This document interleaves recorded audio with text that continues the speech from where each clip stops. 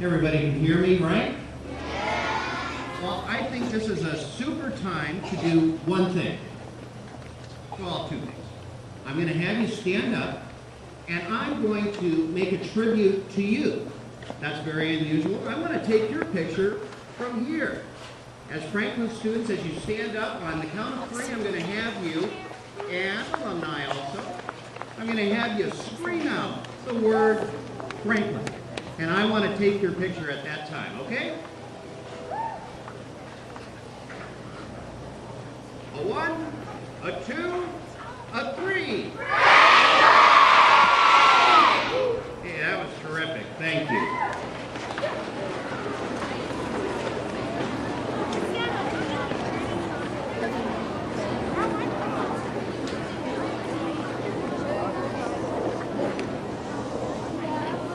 Well, good afternoon.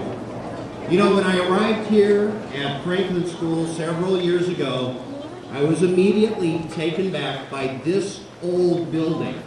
Mrs. Anderson, our office manager, was the first one to take me around the campus. She took me to my office and she told me about the place.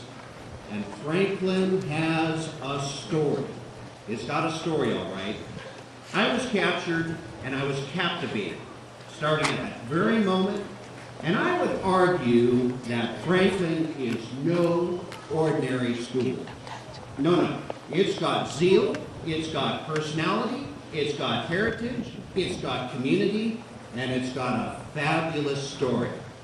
Back in the day, it was the Spokane School Board who hired architect Lauren Rand to design Franklin and about a dozen other schools, including the old Lewis and Clark building. Lauren Rand was a yesteryear architectural genius. I mean, he was really smart. He was known for his, quote, neoclassical designs, kind of like the Greek stuff in ancient Greece. And he also designed the First Presbyterian Church, which is still in existence, and the old Crescent building, of course, which is gone. Those huge columns at Franklin front entrance and that granite threshold that you walk in, well, that's all his brainchild. He thought up that stuff. Many of his buildings have met the bulldozer, but not Franklin. Materials to build the structure were brought here by horse and wagon on what was then a dirt road called 17th Avenue. That represents a lot of bricks, a lot of cement, a lot of basalt rock, a lot of wood, and a lot of horsepower. The people who built this building were old and new world craftsmen, and they had no clue what a skill saw was. Everything was cut by hand. Franklin's personality shows up in the woodwork, the scrolled staircase, and in the wooden floors. Its personality comes through the way it's heated, complete with a single pipe radiator that hisses and spits and sends out warmth on those cold, cold winter mornings. Perhaps it's the wavy glass windows and the brick and mortar that makes up a very solid building. But wait a minute. Franklin's personality is much more than just the physical structure.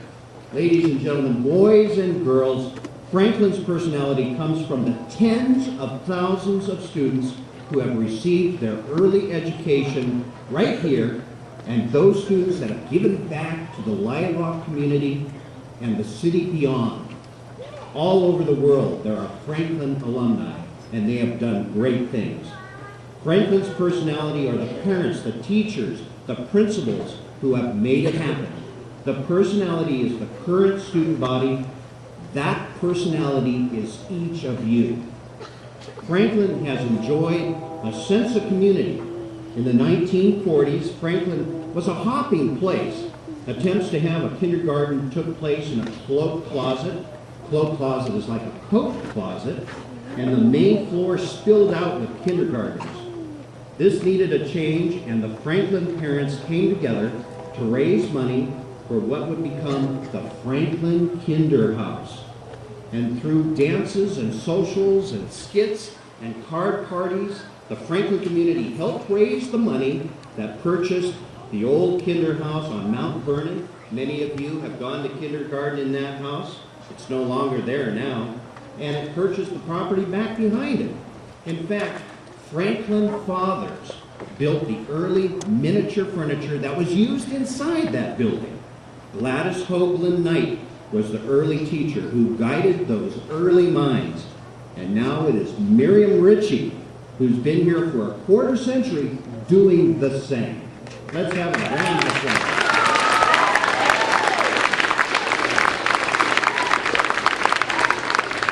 And then there's the Apple program that incorporated parents into the learning experience.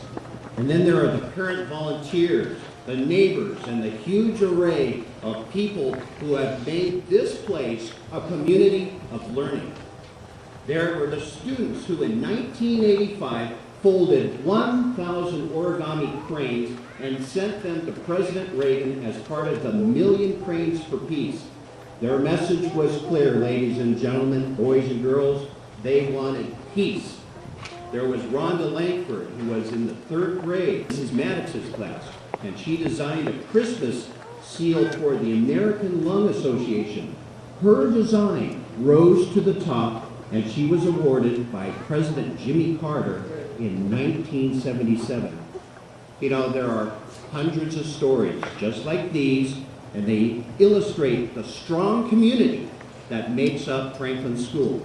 In 2004, the Department of Education recognized Franklin with the distinction of the Blue Ribbon Award. Not every school gets that. And look at the people who have come out of Franklin. People like brothers Bob and Ray Mosher, Doug Clark, Wendy Hinkle, Randy Shaw, Dirk Kempthorne, and each one of you, boys and girls, and alumni, you too. Look to your right and look to your left. We are all part of the Franklin community, and after 100 years, this is certainly worth celebrating.